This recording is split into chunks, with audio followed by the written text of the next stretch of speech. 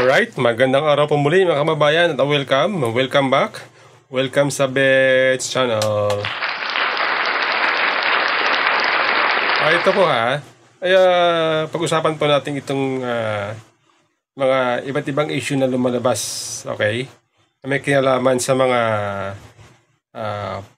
pondo ng iba't ibang ahensya ng gobyerno, okay? Kasi kamakailan sumambulat itong mga issue na ang gobyerno ay pinagkukuha ito mga pondo ng iba't ibang ahensya ng gobyerno katulad ng PhilHealth na 98 billion bagamat napigilan ng Supreme Court, kaya hindi lahat nakuha. Okay?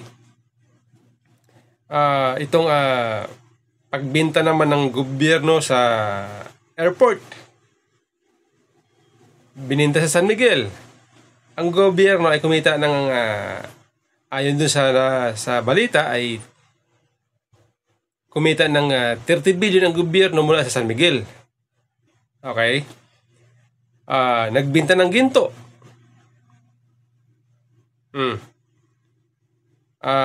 Nangutang sa World Bank ng halos kulang-kulang 30 billion din, at ang purpose para sa pangkalusugan. Kaya nasabi ko, may pera sa PhilHealth kinuha para daw sa gamitin sa mga infrastructure, tapos umutang para sa pangkalusugan, para bang mga para ba tayong nasa tawag nito, parang tayo nasa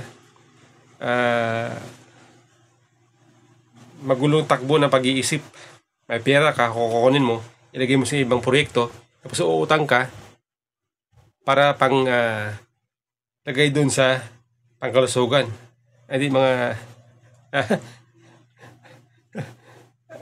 ito pa napabalita din na itong gobyerno ay planong ibenta itong pag-aari ng ang gobyerno dyan sa matatagpuan niya sa may Star City. Okay?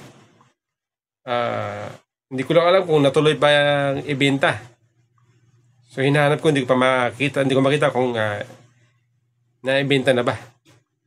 And then ito pong subsidy ng gobyerno naman sa libre sakay sa MRT3, na kapag maaga ka libre sakay, may libre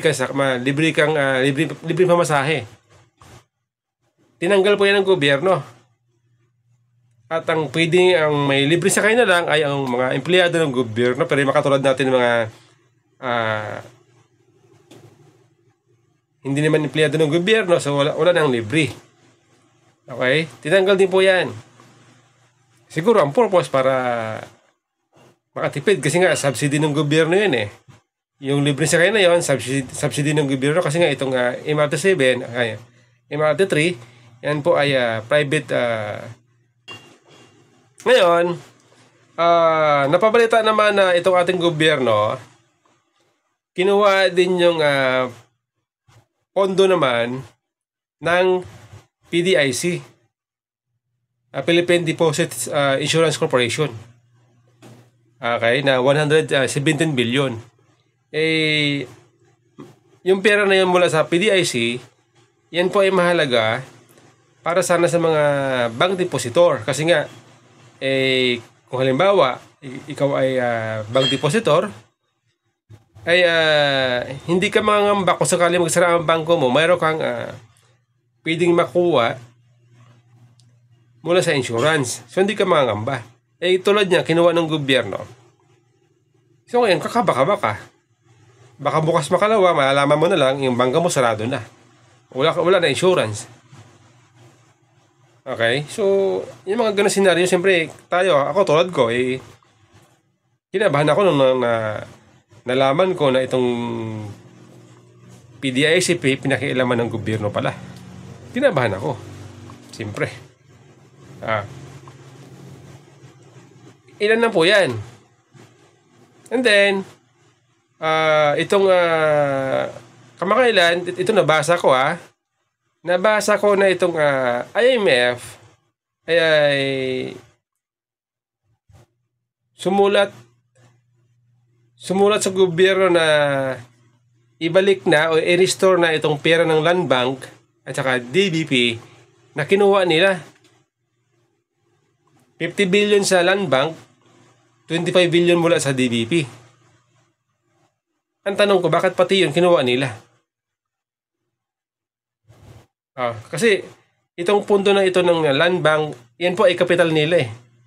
Yung sa DBP, kapital din nila yan na pinapautang nila sa tao, yung mga halimbawa, yung mga farmers.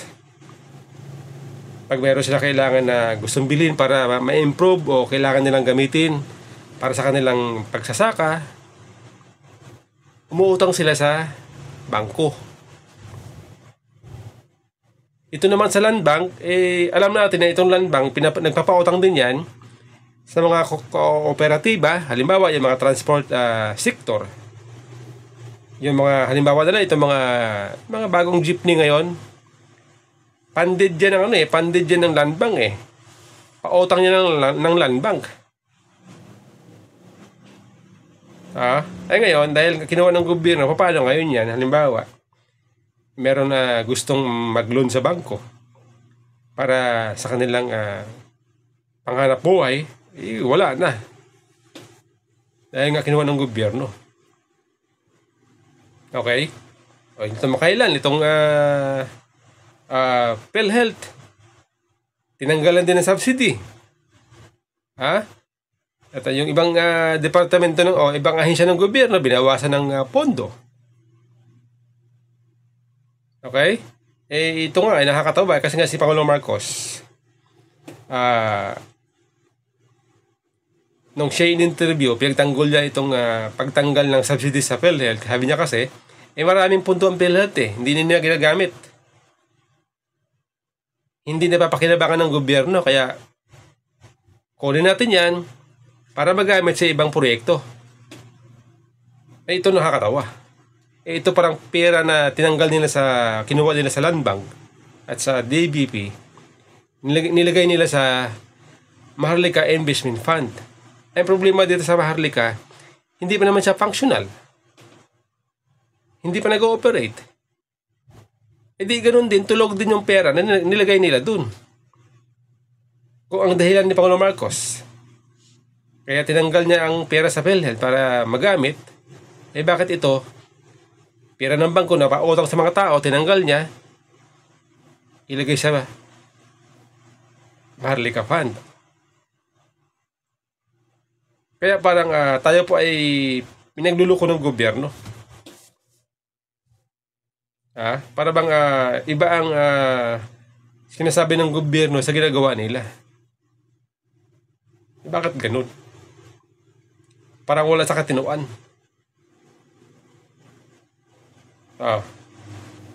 Pati pala itong Bangko Sentral.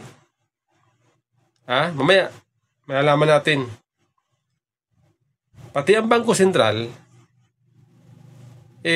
kinunan din ng gobyerno ng pera para ilagay doon sa Maharlika Investment Fund.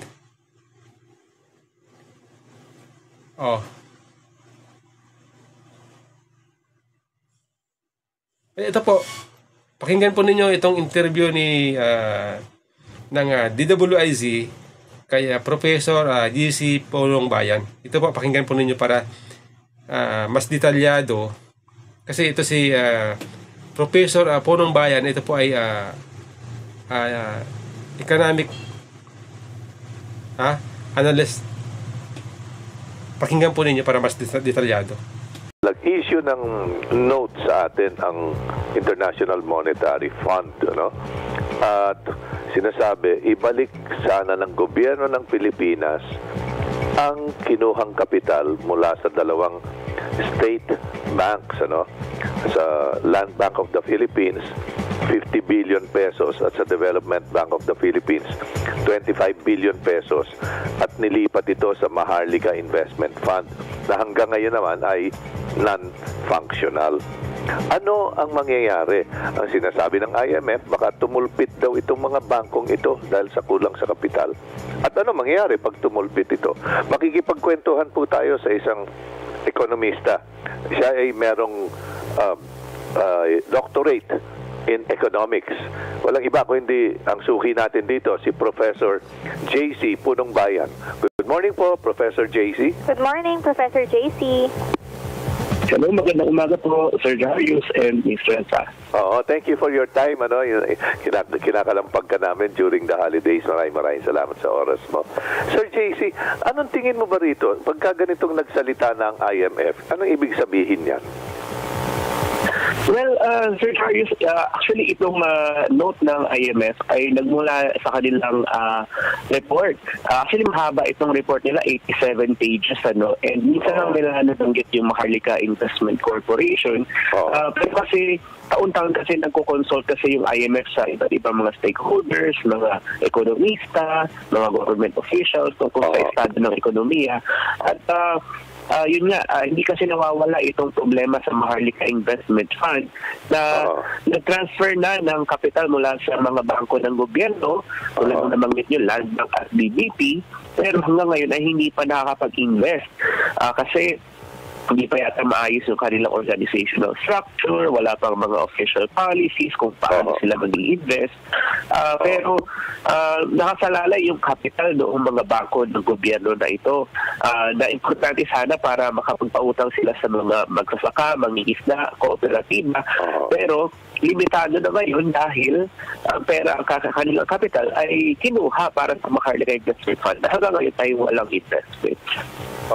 Ang umangal nga rito si DBP Chairman Dante Tinga, at pagkatapos daw kunin ni Noy Finance Secretary Benjamin Jokno yung pondo ng 35 billion ng DBP, sabi niya, wala na kaming puhunan ngayon, wala na kaming pondo na pwedeng ipautang. Soon afterwards, tinanggal si Chairman Dante Tinga dahil hindi nagustuhan ni Jokno yung nagustuhan niya at pinatanggal siya sa Malacanang. Sinabihan malamang si President Bongbong Marcos, tanggalin mo nga yan, maangal eh. Yung gano'n. So, soon afterwards, siguro walang isang buwan. Nagulat nga ang mga tao, pero yan, hindi gaanong nabalita kasi tahimik na lang siya lumabas. Pero yun ang nangyari sa kanya dahil umaangal siya dun sa pagkuha ng 25 billion pesos na puhunan nila. Yun. Wala na raw sila maipautang eh. So ano ba nangyayari sa DBP ngayon? Palamuti na lang. Yes, kasi kung tatandaan po natin yung mandato ng mga bangko ng gobyerno na ito, ay para talaga sa rural development o sa pagpapaunlad ng mga kanayunan, agrikultura, etc. So dapat ang kliyente ng mga bangko na ito ay yung mga magsasaka, mangingisda at kooperatiba. Pero dahil doon sa pagkuha ng kapital, ay nakalagay kasi sa regulasyon ng Bangko Sentral ng Pilipinas na dapat ay sapat ang kanilang kapital. At sa bawat piso ng kapital na kinuha mula sa kanila ay 10 piso ng mga loans o pautang ang hindi na nila maaring may pautang. So ang pinag-uusapan natin dito ay kung 75 billion pesos ang kinuha mula sa mga bangko na ito ay tumataginting na 750 billion pesos ng mga pautang ang hindi na maaring gawin ng mga bangko na ito na sana ang magbe-benepisyo ay yung mga ating mga nasa agrikultura ng mga kapwa Pilipino. So, ayun po parang sinasabotahin ng Maharlika Investment Fund itong objective o layunin ng gobyerno na paunlarin ang mga probinsya at ang agrikultura. Okay. So, halimbawa, yung land bank, di ba dapat nagpapautang din ito para ma-improve ang agrikultura? Paano ito magpapautang halimbawa doon sa mga modern dryers, ng bigas, ng palay? Pagkaani mo, kailangan i-dry ito para imbis na doon sa inaano pa ron sa binibilad sa highway na napaka-krudong paraan, tatawagin, napakaganda pa ng tawag nila, solar dryer, yung pala binibilad lang at kinakalaykay lang sa mga highway, nasasagasaan ng mga bus, truck, gano'n, imbis na magkaroon ng mga dryer na sandali lang ay tuyo na. Tapos wala tuloy din yung refrigeration ng mga binayong bigas. Walang pambayo na mga matino, wala rin nung pang-imbak ng binayong bigas na nasa tamang temperatura, dapat na 21% para walang bukbok tsaka insekto. Yung mga ganun po ano nangyayari ngayon sa agrikultura natin, lalo na sa bigas? Wala na, bahala na lang. Malaki po ang epekto nito dahil kung susuriin natin yung mga statistika, yung agrikultura actually, Sir Jarius, ay halos zero ang contribution sa pag-unlad ng ating ekonomiya o yung GDP growth na natawag. Kaya itong pautang ay importante sana yung role nito kasi dito kukuha ng pondo yung mga magsasaka para sa kanilang mga harvesters, dryers, traktora, etc. Pambili ng mga yielding seeds at iba pang mga equipment na kailangan, irrigation, etc.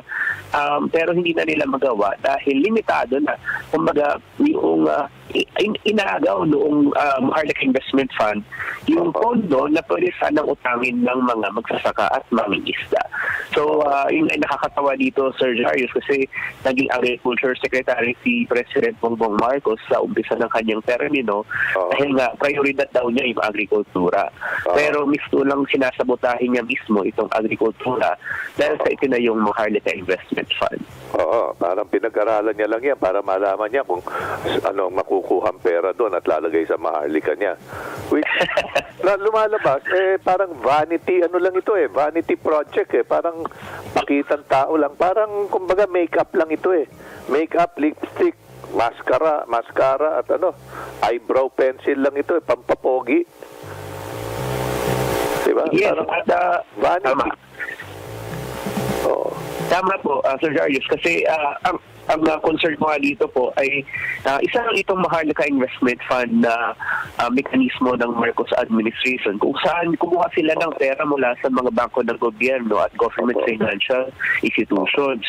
Pero kung susuriin, kaugnay ito o kahambing nito, yung pagkuha nila ng halos 90 billion mula sa pera ng PhilHealth as well as yung mga nangyayari sa budget natin kung saan persado sila na kumuha mula sa mga GOCCs, hindi lang yung PhilHealth, pati yung Philippine Deposit Insurance Corporation or PDIC, na siya sanang magsisiguro or mag-insure sa pera natin sa mga bangko. Pero ayon sa mga report na nakita ko ay at least 40 billion pesos na ang nakuha nila mula sa PDIC, 30 billion noong umpisa ng taon na ito, pero hindi natin alam kung ilang billion pa ang nakuha nila. At hindi natin kahit... Hello? Go on. Hello? Patawagan na lang po uli si Prof. JC. Oo, naputol tayo. At naputol tayo, sayang. Oo. Sabi, yun nga, yung sinasabi niya, na wala ng pautang sa mga development projects, maliliit na development projects, lalo na sa kanayunan, wag na sa syudad kasi marami ibang bangkong may utangan dito. Yung DBP, yun ang mandato nila. At yung Land Bank of the Philippines naman, mandato nila, magpautang doon sa mga magsasaka, sa mga kooperatiba, di ba? Para sa kanilang mga, yung mga harvesters, mga threshers, yung mga, ganun Ayan. Hello, good morning po ulit, Professor JC. Yes, hello, sorry, naputol po. Pero sinasabi ko po kanina ay kailangan din nating bantayan itong iba pang mga GOCCs at government financial institutions na kinuhaan nila ng pera kasi nagiging pattern na po ito mula doon sa DBP, Land Bank. And by the way, yung DSP ay kinuhaan din nila ng pera para dito sa Maharlika Investment Corporation. Nandun yun sa batas na lumikha ng Maharlika. Pero yun nga, parang iniisa-isa nila itong mga GOCCs at yung mga bangko ng gobyerno na nakakabahala kasi ito yung mga pondo ng gobyerno na kung sa unang tingin ay malalaki yung mga reserba nilang pera, mga surplus funds di umano, pero ito yung mga pera na dapat hindi ginagalaw dahil may mga pinaglalaanan din itong pera na ito. Pero misto lang ang iniisa-isa po nila itong mga GOCCs at GFIs. Yun po bang, magkano bang kinuha nila sa Bangko Sentral? At least, tandaan po natin na doon sa Maharlika Investment Fund Law, sa unang 2 taon ay parte noong net profits o kinita ng Bangko Sentral ay automatically mapupunta sa Maharlika Investment Fund. Sa huling tingin ko, nasa mandang lagpas 30 billion yata, kung hindi ako nagkakamali. 30 billion. Siguro meron na mga latest figures, pero bilyong piso rin po ang pinag-uusapan natin. At pinapangakuan nilang papatihan ng kita pero wala namang ginagawang investment kaya nakatenga yung pera, yung puhunan doon. So, ito ba ang dahilan kung bakit nagbenta naman ng 25 tonelada ng ginto ang Central Bank? Pinakamalaking binenta sa buong mundo na gobyerno. Samantalang ang iba ay bumibili ng ginto, ang Central Bank natin ay nagbenta. Ito ba ang dahilan? Yes. Hindi po tayo sure sa mga talagang motibo or nasa isip ng mga nasa monetary board or kung sino man ang nag-decide sa Bangko Sentral. Pero ang masasabi ko lang ay may pressure sa parte ng Bangko Sentral na maghanap ng karagdagang kita kasi kailangan nila mismo ng pera kasi tandaan natin na ayon sa bagong batas na sa amended BSP Act ay dapat sila mismo ay lumilikom ng kapital nila ng sarili kasi hanggang ngayon po ay kulang pa rin ang kapital ng Bangko Sentral ng Pilipinas. Iniipon pa rin po nila yan. Pero dahil na natenga ng 2 taon yung kanilang capital raising activities dahil sa Maharlika Investment Fund ay parang hindi naman desperado, kundi persado sila na maging creative, innovative at maghanap ng mga karagdagang income-generating activities. At siguro isa na nga ito sa mga naging manifestasyon noon, yung pagbebenta ng ginto dahil sa pagtaas ng presyo ng ginto recently.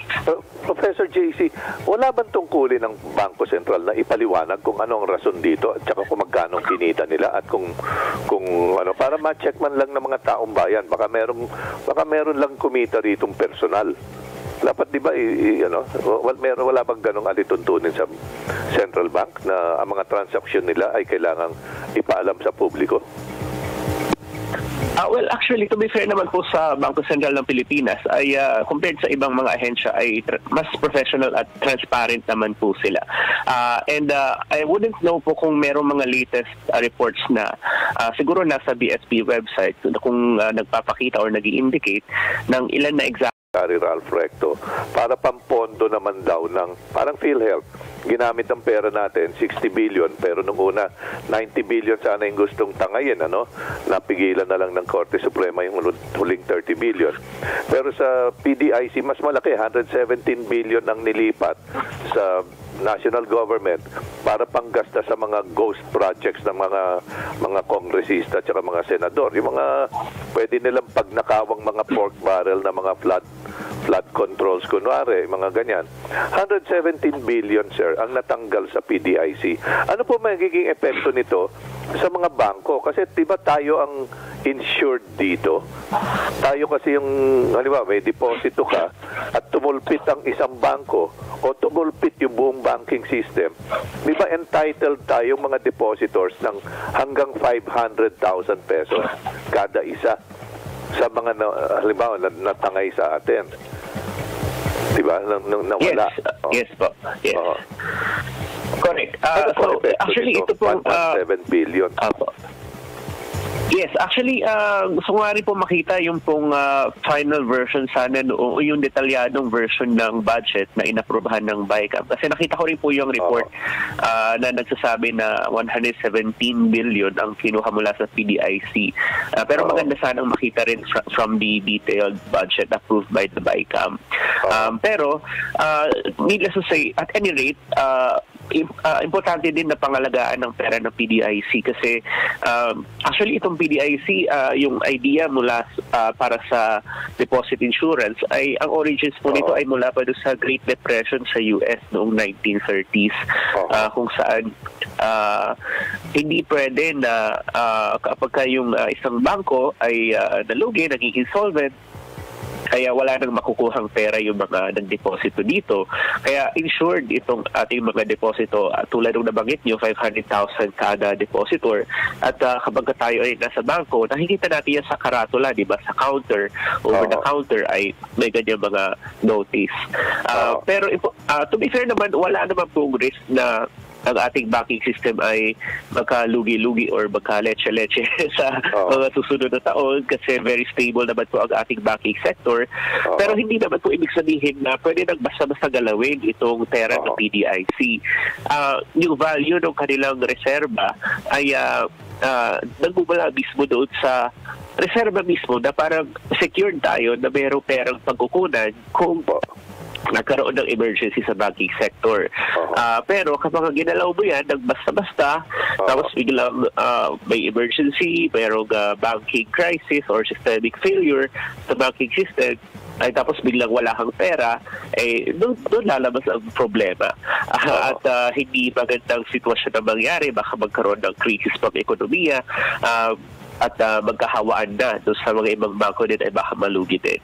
So yun yung situation na iniiwasan po natin at hindi po prudent na basta-basta ginagalaw ang pondo ng PDIC at maging yung ibang mga reserba ng ilang GOCCs.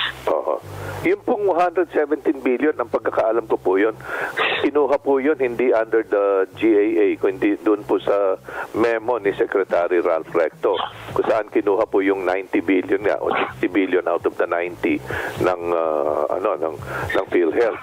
Tapos yun 117 billion from the PDIC.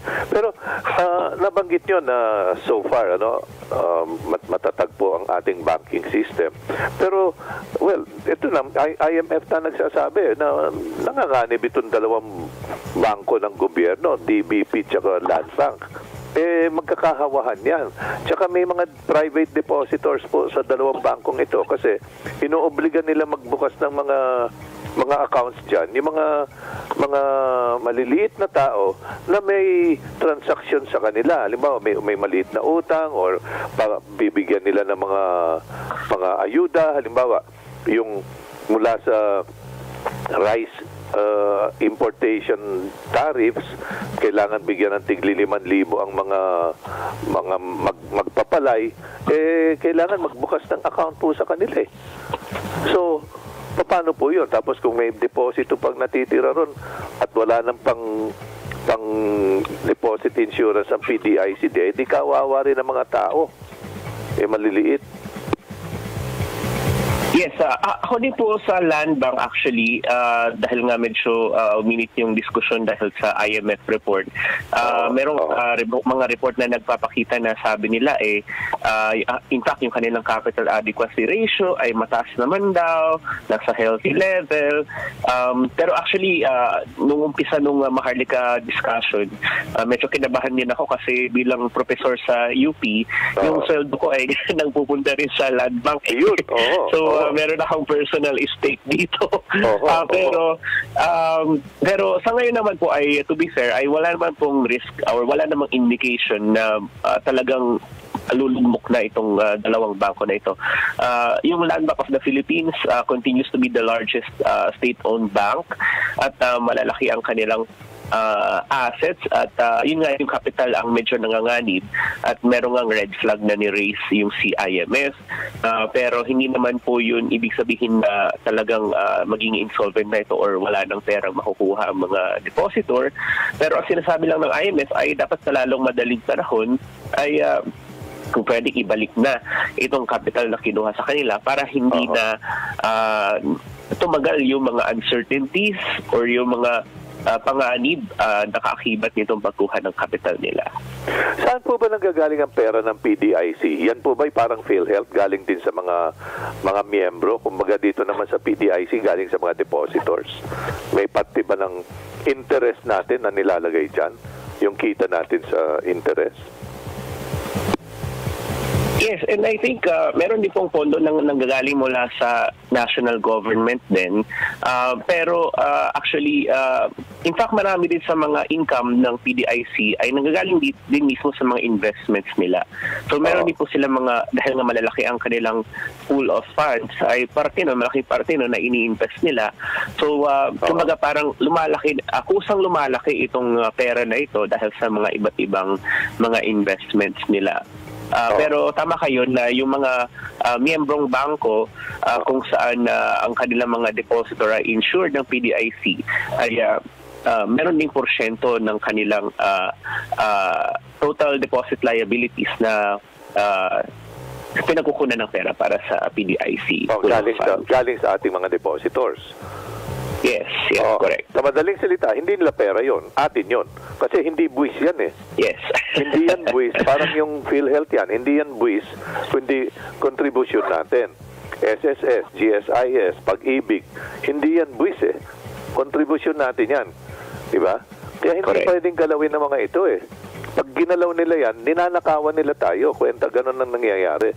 Walang karapatan yung mga board members dyan na maupo dyan kung hindi nila ginagampanan yung tungkulin nila fiduciary duties, kumbaga. Fiduciary duties nila na ipagtanggol yung pondo ng mga maliliit na tao. Diba? Yes, tama po kayo. And ganun din sa Development Bank of the Philippines. Kumbaga, pera ito ng mga depositor. At sila dapat ang nahihinabang dito sa deposit insurance at maging doon sa kapital mismo noong mga state-owned banks na ito. Kaya kung pwede nga di ba, sa mga private corporations, bukod dun sa mga halimbawa mayorya, pag-aari ng itong isang mayamang pamilya, so maglalagay sila ng mga professional board members dun na mga kakilala nila pero mapapangalagaan yung interest nila, pero obligasyon din po nila na magtalaga ng mga independent board members under the law, ano po, at yung mga independent board members na yon, ang tungkulin nila ay bantayan at ipagtanggol ang interest ng mga bumibili ng stocks na maliliit, yung mga small shareholders na bumibili sa stock market, di po ba? Yes. Ang problema nga lang po ay itong chairman ng Land Bank, I think si Secretary Recto, si Secretary Recto mismo ang talagang nagli-lead dito sa effort na magkaroon ng cash sweep dito sa iba't ibang mga GOCCs at GFI. So, kumbaga, yung political independence din, syempre, bilang isang state-owned bank, ay medyo may question mark din doon.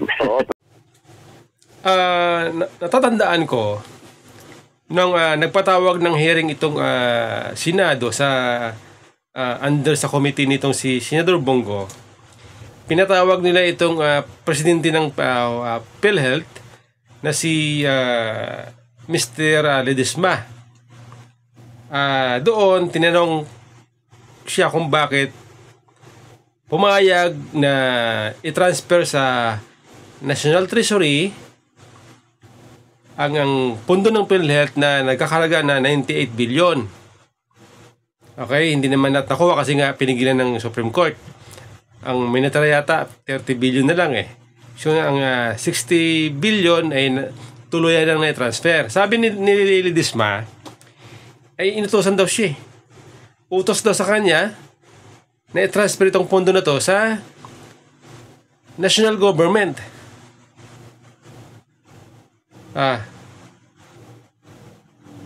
Kaya sa ating paniniwala, itong mga sekretary, itong mga presidente ng mga iba't ibang government agency, ito po ay hindi gagalaw na walang utos mula sa ating Pangulo. May direktiba po yan. Kaya itong si Recto, malamang yan, utos yan ng presidente. Napakialaman itong mga pera ng iba't ibang government agency. Pero dapat siguro magkaroon din ng batas na, okay, pagpalagay na yung chairman dyan, edi yung chuchuan ng presidente, yung Secretary of Finance, o kung sino man, yung chairman ng PhilHealth, di yung chuchuan niya na Secretary of Health, yung mga ganon, ano. Pero pagdating naman sa mga miyembro, other board members, dapat representatibo ng taong bayan sa mga ganito para hindi tinatangay ang pera natin. Hindi tulad ng papayag. O sige, I'm a good soldier, kaya sinabi ng presidente, bigay na natin ang pera ng PhilHealth dyan, bigay na natin sa Malacanang. Hindi dapat ganun Dapat ipagtatanggol yung kapakanan natin Miski magkamatayan, sasabihin lang, over my dead body. Dapat ganun Diba? Yes, tama po kayo. Hindi ka sapakan sa pagnanakaw Tama po. Pilitin ako ngayon yung board composition ng Land Bank. So, ang kasama dito si Agriculture Secretary, DOLE Secretary, DAR Secretary, Finance Secretary. Merong dalawang representatives ng Agrarian Reform Beneficiaries and then isa lang po yung private sector representative. So, medyo outnumbered outnumbered. mga beneficiaries at private sector. Nandiyan yung Agricultural Secretary. Sabi mismo ni Agriculture Secretary Francis Chu Laurel, ito raw 2024 perfect storm para sa agrikultura. Nagkalugi-lugi lahat, lugi sa lahat, bagsak ang ani ng lahat. Bukod sa dati ng bagsak sa bigas, bagsak ang ani ng mais, bagsak ang coconut, bagsak ang pineapple, bagsak ang mangga, pati gulay, bagsak lahat Lahat. Wasak lahat ang buong agrikultura natin. Negative nga tayo ngayon Di ba? Tapos, ewan ko, sinasabi ba lang, perfect storm nga ang nangyari sa atin. Binagyo tayo ng gusto. Bukod sa literal na bagyo, dinaanan tayo ng indulto. Pero wala, hindi pa rin nila inaasikaso sa tingin ko lang. Although kayo nakakaintindi ng mga numbers dito bilang ekonomista. Pero wala silang ginagawa para ayusin itong sitwasyon natin Yes po. Actually, kahit buong araw tayo mag-usap tungkol sa agrikultura, ang dami mga problema dyan. Pero I think ang isang problema din po ay talagang yung mga, halimbawa may mga state-sponsored cartels in rice, for example, and in many other agricultural commodities. Kumbaga, gusto natin ng reforma, pero kumbaga yung mga politiko or policy makers na siya mismo ang dapat umaayos sa mga sektor na ito, sila mismo may stake kasi dito sa mga negosyo na ito. So, sila rin ang nakikinabang kapag mataas ang pressure. Okay. Nabanggit ni Professor itong state sponsor na cartel sa pag-angkat ng bigas. Okay? Ako yung nagtataka kung bakit. Kasi kumakailan, nag-conduct ng hearing itong Kamara patungkol dito sa presyo ng bigas kasi nga binaba na nila yung nagkaroon na sila ng bagong taripa para daw may ibaba ang bigas, ang presyo ng bigas. Pero, hindi naman nagbago. Okay? Ngayon, itong Kamara, nag-conduct ng hearing. Doon po sa hearing nila, pag-usapan nila itong mga cartel, yung mga nag-hoardings ng bigas, ito mga smuggling. Tapos, sabi pa nga doon ni Speaker Romualdez, bubuo siya ng task force. Bubuo siya ng task force. At pakiusapan ng NBI, yung police, custom, para daw habulin itong mga sinasabi nila mga nag-hoarding ng bigas, itong mga smuggling, itong mga cartel na ito. Tapos sabi dito ni Professor Punong Bayan, state sponsor daw pala. O paano ngayon habulin ng gobyerno yung kung state sponsor? Parang pinagluloko tayo ng gobyerno kung ganun pala. Some members of the Quinta have asked us to consider, and I think we are moving forward in that, to have a multi-agency task force, to pursue the vision of the Quinta, which is to bring food, no, food security, food prices to reasonable levels. So we are asking the NBI, the Bureau of Customs, the DA, the DTI, among others, to work together, no?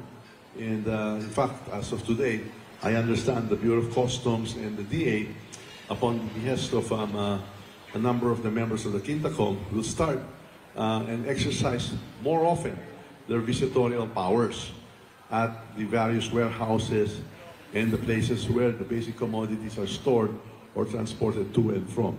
Kasi yung kailangan talaga ay ibaba natin ang presyo ng bigas at basic food commodities. Yun po talaga ang hangarin ng ating Quintacom, no? Ito yung nakapagtataka dito kung bakit sa kabila ng kinukuha ng gobyerno ito mga pondo ng mga iba't ibang government agencies.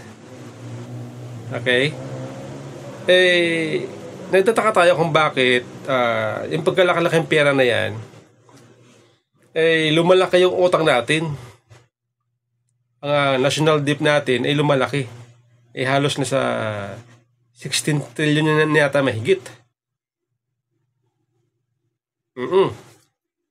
Tapos, wala rin naman mga magandang proyekto ang gobyerno. Wala rin sila malalaking proyekto. Katulad ng infrastructure. Kasi nga, ang infrastructure sana, mahalaga yan para magkaroon ng circulation ng pera ng gobyerno, mapapaikot. Mahalaga yan para sana makatulong sa ekonomiya ng bansa. Kaya lang, dahil nga ang gobyerno ay parang hindi yata nila priority itong infrastructure. So, hindi po umiikot yung pera ng gobyerno at napupunta lang sa ayuda. At siyempre, pag sa ayuda, pag binigyan mo yun sa ayuda, hindi niya babalik.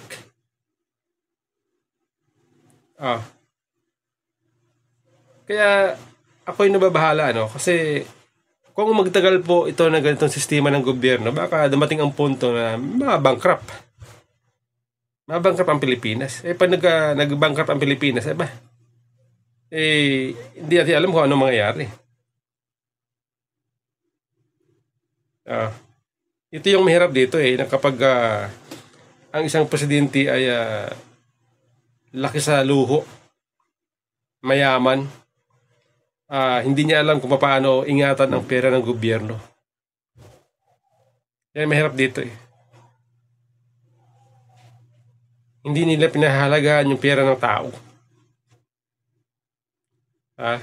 Yan po nakikita natin, nababahala tayo kasi nga may mga bago lumalabas tulad yan. Pera ng landbank, pera ng DBP, kinukuha ng gobyerno. Yung kapital ng landbank na yon, yung kinukuha ng gobyerno, kapital nila yan na pinapaikot nila. Pinapautang sa tao. Sa mga gustong umutang sa bangko para sa may pantustos sa kanilang mga pangangailangan, sa kanilang mga halimbawa sa agriculture, transportation at iba pa.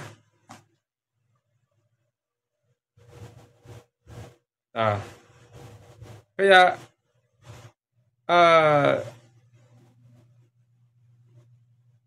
ito po ay dapat matigil. Ito po ay dapat na tigilan ng gobyerno Marcos.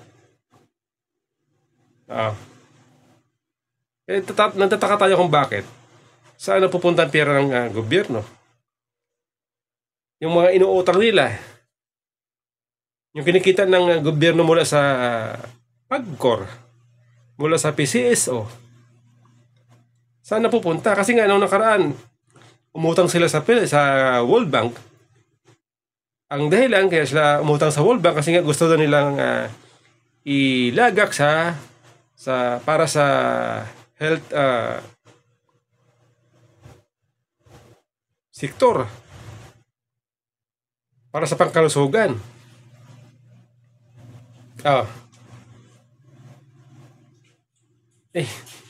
parang walang direksyon ng gobyerno eh. Parang itong gobyerno natin para bang hindi alam kung ano ang dapat gawin, hindi alam kung ano ang priority, ano ang mahalaga para sa tao, para sa bansa. Iba-iba.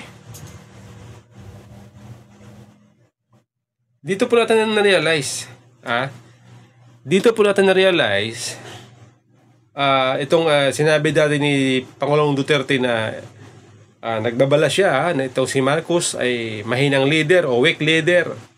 Totoo nga, napatunayan nga ngayon. Buti nga ako sumunod kay Pangulong Duterte, hindi ko siya binoto si Marcos, hindi ko binoto yan. Bagamat siya ay naging katandim ni BP Sara, pero nakinig ako kay PRRD. Kaya hindi ko binoto si Marcos. Bukod dun sa sinasabing na bangag, adik, sinasabi ni PRRD, weak leader pa. Ngayon nga napatunayan na parang hindi niya kayang patakbuhin ng gobyerno, hindi niya kayang ilagay sa tamang direksyon ng bansa. Meron pa 3 taon. Kung magtuloy-tuloy ang ganito na ang gobyerno ay kuha ng pera sa mga government agency, ay baka sabay-sabay tayo lumubog. Okay? Yan po nakakatakot.